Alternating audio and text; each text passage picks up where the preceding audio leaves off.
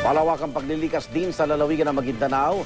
Lilisan po ng mahigit 5,000 pamilya ang kanilang mga tahanan dahil sa patuloy na bakbakan ng militar at mga rebelde. 4 na sundalo naman ang nasawi sa pananambang sa Mindanao State University sa Lanao del Sur. Saksi si Chino Gaston.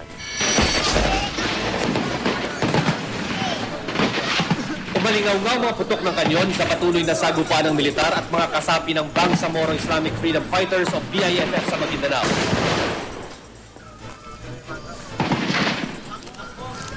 Kanina at kahapon, nagdagdag ng reinforcements ang militar. Sagot sa tila mas marami raw na bilang ng mga rebelde na nagsimulang sumalakay sa Lower Salvo sa dati Saudi Apatuan noong Lunes.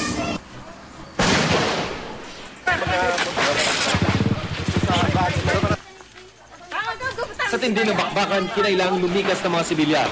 Sa huling tala, nasa mahigit 5,000 pamilya na ang lumisan sa kanilang mga komunidad. Mga bahay namin nasusunog. Mahigit 3,000 sa kanila, bawang mga bata. Buntis naman ang humigit kumulang 700 sa mga tinatawag na bakwit. Halos mag-umapaw na ang mga tao dito sa Pendililang Evacuation Center sa bayan ng Saudi Ampatuan sa Maguindanao. Pero patuloy pa rin ang pagdating ng mga evacuees dahil sa walang patid na pakbakan sa pagitan ng gobyerno at ng mga rebelde. Bukod sa nawalang kabuhayan, problema nila rito ang pagkain at tubig. Gayon din ang banta ng pagkakasakit. Kaya doble kayod sa paghahatid ng tulong ang DSWD, DOH at mga humanitarian NGO. Marami doon na naging pasyente namin is maraming inuubo, nilalagnat, masakit ang ulo. Sa mga matatanda, maraming tumaas ang blood pressure, masakit ang katawan. At saka mayroon din kami may mga ilang nagtatai, tapos may mga pneumonia rin. Pero hindi lang sa Maguindanao na itala ang karahasan kamakailan. 4 na sundalo ang patay habang 12 sugatan nang tambangan sila ng mga miyembro ng di pa nakikilalang armadong grupo sa Marawi campus ng Mindanao State University.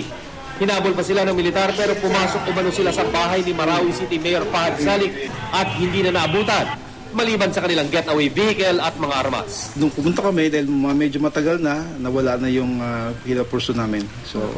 And I assure you na walang kinuha doon ng mga gamit except for the pistol at saka yung mga bala. Si Mayor Salik nagalit sa pagpasok ng militar sa kanyang bahay. Ang sabi nila, mga suspect pamilya ko, yan ang bahay ko. Meron bang tao na gumawa ng masama mismo doon sa bahay niya? Doon ako nakatira. Dahil sa tensyon, pansamantalang isinara ang MSU Marawi campus ngayong araw. Ayon kay ARMM Governor Mujib Hataman, posibleng sindikato ang nasa likod ng ambush. Parang meron lang talagang mga saboteur at sinasabi gustong mag-create ng isang condition na parang nasa war mode yung Mindanao, which is not. Mula sa Cotabato City, ako si Chino Gaston, ang inyong saksi.